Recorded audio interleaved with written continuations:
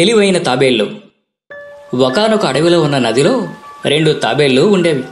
అవి రెండూ మంచి స్నేహితులు. ఎప్పుడూ కలిసిమెలిసి నదిలో విహరించేవి. చూడు మిత్రమా, దూరంగా కనిపిస్తున్న పువ్వుల దగ్గరకు ముందుగా ఎవరు వెళ్తారో చూద్దామా అన్నది మొదటి తాబేలు. సరే సరే, నేను సిద్ధమే అన్నది రెండో తాబేలు. అలా రెండూ పోటీపడి పువ్వుల వరకు పరుగు తీశాయి. మొదటి తాబేలు రెండవ తాబేలును ఓడించింది. హే, నేనే నెగ్గాను. సర్లే, నువ్వే నగ్గవులే కాని చూడు మిత్రమా, మనం ఎప్పుడు ఈ నీళ్ళలోనే ఉంటున్నాం కదా, సరదాగా కాసేపు అలా గట్టు మీద తిరిగొద్దామా? ఆలస్యం దేనికి, పద. 2 తాబేళ్లు ఒడ్డుకు చేరి గట్టు మీద నెమ్మదిగా తిరగసాగాయి. అప్పుడే అక్కడకు నక్క ఒకటి వచ్చింది. నక్కను చూసిన 2 తాబేళ్లు నదిలోకి పారిపోవాలని ప్రయత్నించాయి. ఇంతలో ఆ నక్క వీటిని చూడని చూసింది. అది వేగంగా వచ్చి తాబేళ్లు ఎటూ పారిపోకుండా వాటిపై తన 2 కాళ్లను ఉంచింది. తమ శరీరానంతా డొప్ప కింద దాచేసుకున్న తాబేళ్లు నక్క తమను పరీక్షిస్తున్నంతసేపు ప్రాణాలను అరచేతిలో పెట్టుకుని తప్పించుకునే మార్గం కోసం ఆలోచించసాగాయి. ఇంతలో మొదటి తాబేలుకు ఓ ఉపాయం తట్టింది. తల బయటకు పెట్టి ఇలా అన్నది. అయ్యో నక్కబావా, ఎంత ప్రయత్నించినా మా శరీరంలో చిన్న ముక్క కూడా నీవు తినలేవు. ఏం, ఎందుకని అన్నది నక్క అయోమయంగా. మేము గట్టు మీదకి రాగానే గాలి తగిలి గట్టిపడిపోతాం. కేవలం నీటిలో ఉంటేనే మెత్తగా ఉంటాం. కావాలంటే ఒకసారి గట్టిగా కొట్టి చూసుకో. నక్క తన కాలితో 1-2 సార్లు కొట్టి చూసింది. అవునవును, నీవు చెప్పింది నిజమే. చాలా గట్టిగా ఉంది. కొరికితే పళ్ళు రాలుతాయి. కానీ నాకిప్పుడు చాలా ఆకలిగా ఉంది. మిమ్మల్ని తినాలంటే ఎలా?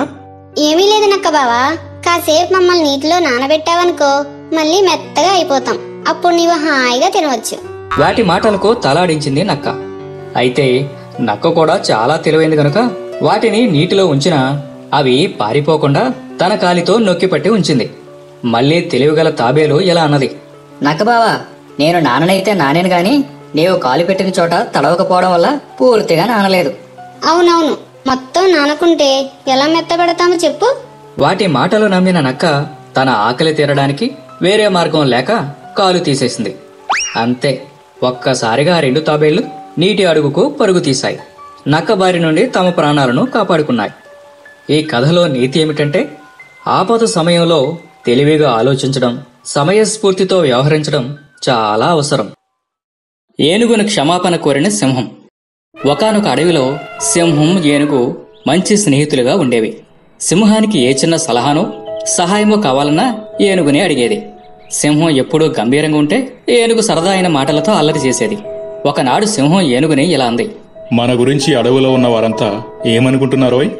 ఏముంది మిత్రమా, నువ్వు నా ముందు నిలుచుంటే పర్వతం ముందు పిచ్చుకు ఉన్నట్టుగా ఉందంట అని సరదాగా నవ్వేసింది ఏనుగు. ఆ మాటను వినగానే సింహం కోపంతో ఊగిపోతూ గట్టిగా గాండ్రించింది. ఏమైంది మిత్రమా? ఈ క్షణం నుంచి మనం మిత్రులం కాదు. నేను ఈ అడవికి రాజుని.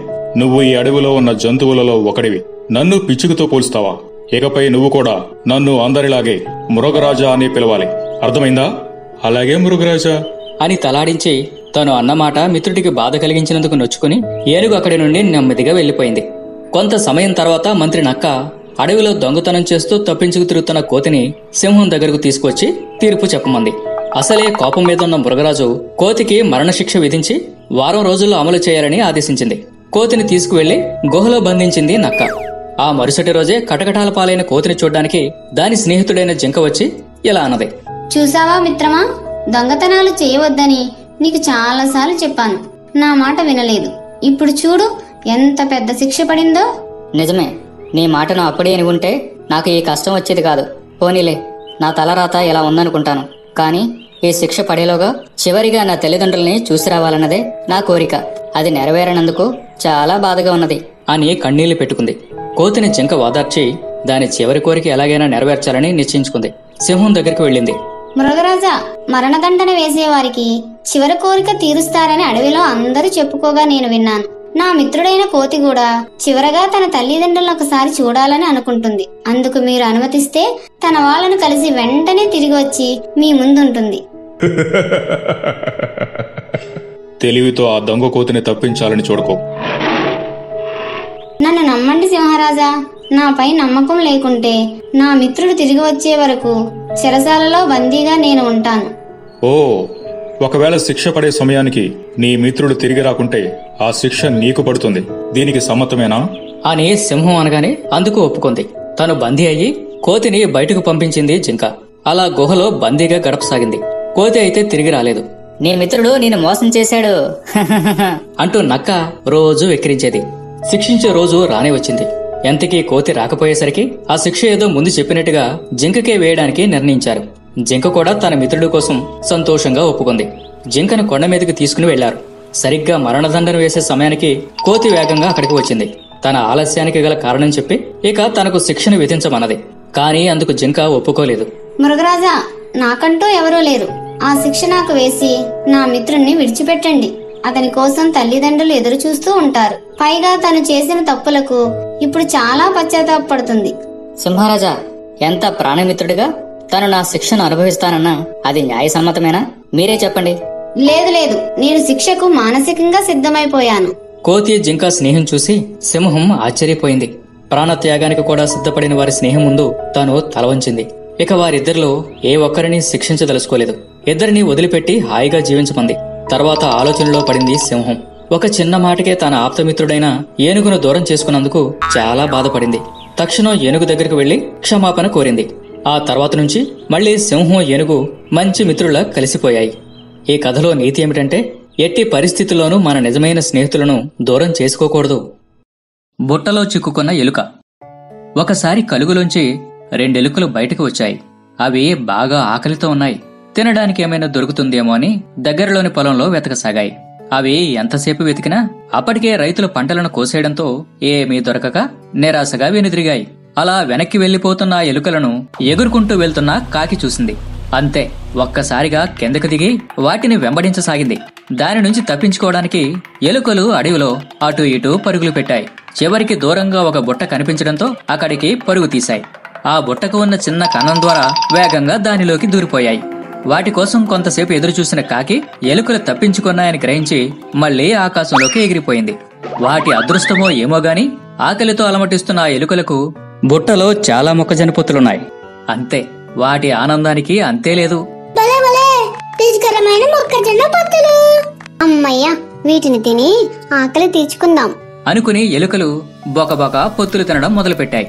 అంత ఆకలి మీద ఉన్న వాటికి ఎలాంటి భోజనం దొరికేసరికి లొట్టలేసుకుని మరీ తిన్నాయి. అమ్మయ్యా, ఇక చాలు, మనం ఇంటికి బయలుదేరదామా అన్నది మొదటి ఎలుక.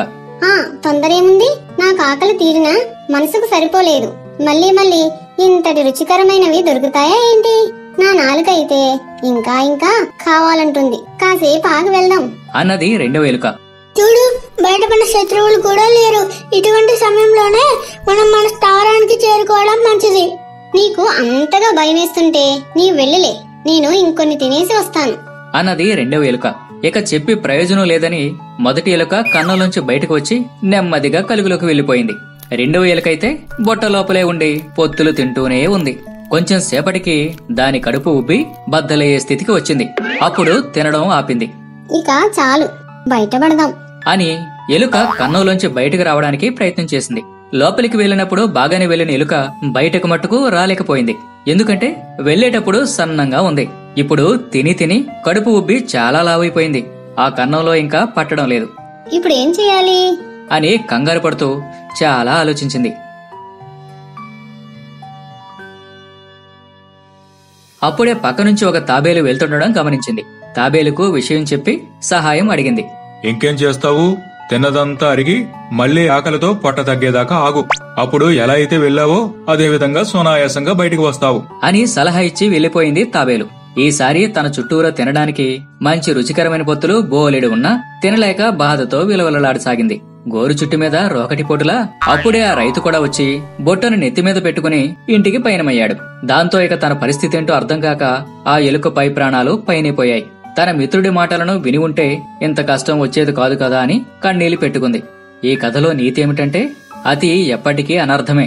ఏదైనా అవసరానికి తగ్గట్టుగా ఉంటేనే మంచిది.